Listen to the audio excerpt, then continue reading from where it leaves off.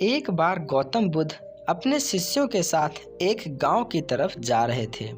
तभी उन्होंने देखा कि एक युवक बेहद गुस्से में पहाड़ी की तरफ जा रहा है।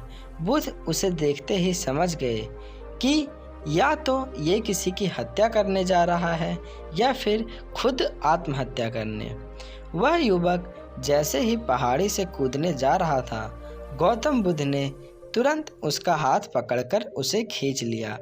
ये देख उस युवक ने कहा, आप मेरा हाथ छोड़ दें, ये मेरा जीवन है, मैं जो चाहे उसके साथ करूं, आप मुझे नहीं रोकें। बुद्ध ने कहा, ठीक है, तुम जाओ, दोबारा से कूद जाना, लेकिन पहले 10 मिनट रुक जाओ। 10 से 12 बार लंबी सांसें लो और अपनी हथेली को खोल दो। उसके बाद ही मैं तुम्हें दोबारा आत्महत्या करने दूंगा, उससे पहले नहीं। युवक बोला, आप मुझे बेकार ही इतना परेशान कर रहे हैं, मैं पहले से ही इतना परेशान हूँ, लेकिन अगर आप कहते हैं तो ठीक है, मैं 10-12 बार लंबी सांसें ले लेता हूँ, अपनी हथेलियाँ खोल देता हूँ, उसके बाद आप मुझे आत्महत्या करने से नहीं रोकेंगे। उस युवक ने अपनी आंखें बंद की, 10 बार लंबी सांसें ली और अपनी हथेलियों को खोला और फिर धीरे धीरे अपनी आंखें खोली। फिर बुद्ध ने कहा कि ठीक है, अब तुम जा सकते हो। वह युवक पहाड़ी की तरफ गया।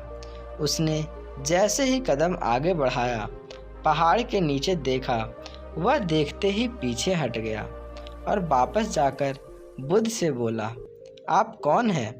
आपसे तेजस्वी व्यक्ति मैंने आज तक नहीं देखा।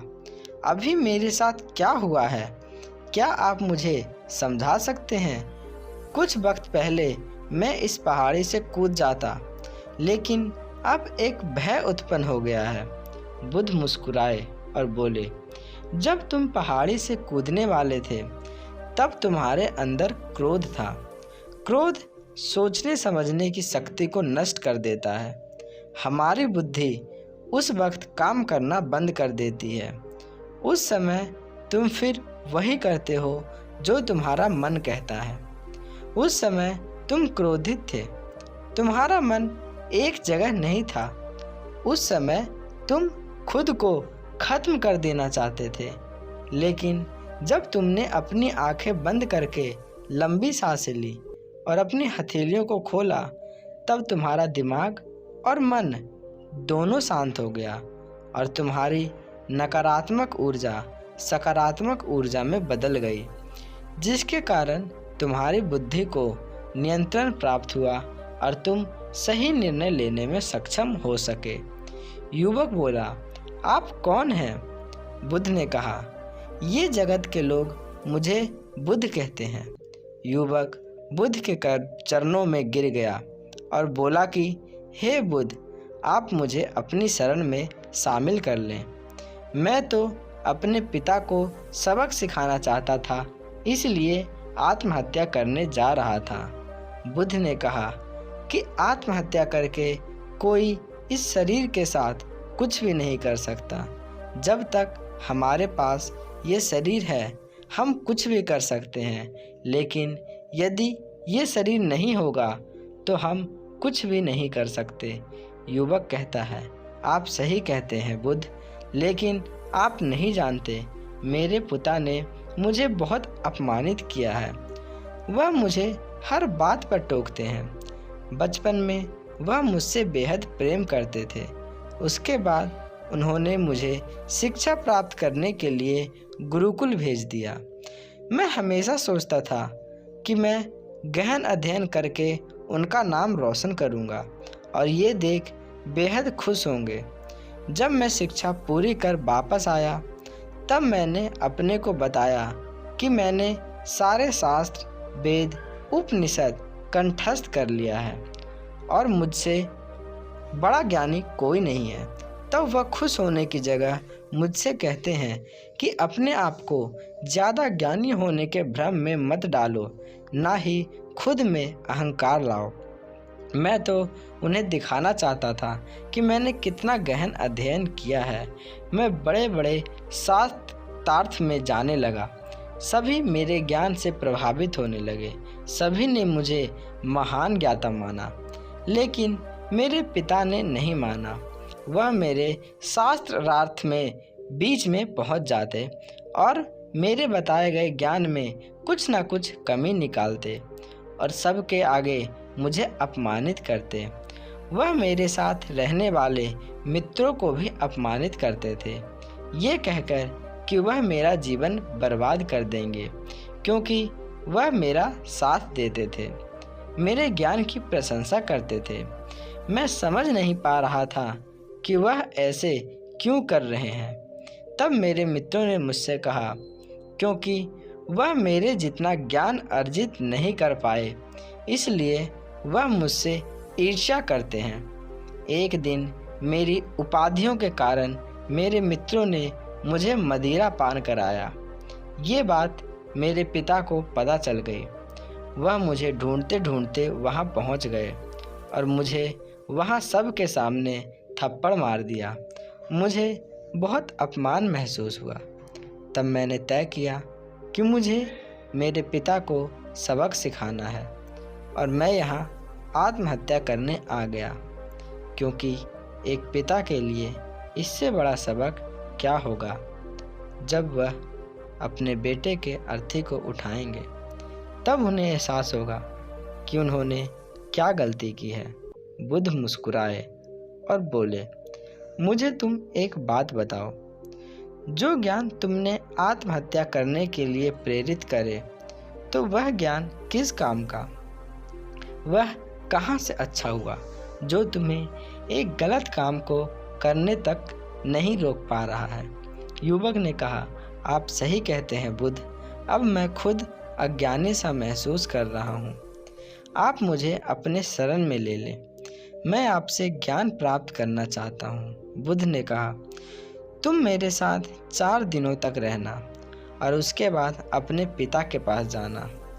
अपने पिता के घर तुम मध्य रात्रि के बाद जाना और बिना किसी हलचल के चुपचाप भीतर जाना, तब तुम्हें जीवन का सबसे पहला ज्ञान मिलेगा। वह युवक 4 दिनों तक बुद्ध के पास रहा और उसके अगले दिन पिता के साथ चला गया।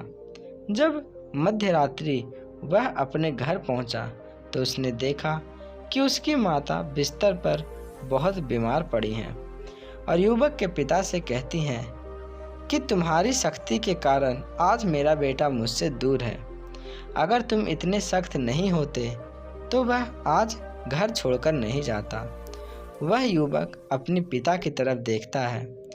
वह देखता है कि जिनकी आँख से आज तक आंसू ही नहीं देखे थे, आज वह नम आँखों के साथ बैठे हैं। उनके पिता कहते हैं कि मैं उसे दुख नहीं देना चाहता था, बस उसके अंदर अहंकार ना आए उसे दूर करता था। तभी उसके अंदर की कमियों को वहाँ जाकर बताता था, ताकि मुझे सुन कोई और भी उसे उसकी कमी बता सके और उसे अपने ज्ञान पर घमंड ना हो, क्योंकि व्यक्ति का अहंकार उसे हमेशा ले डूबता है।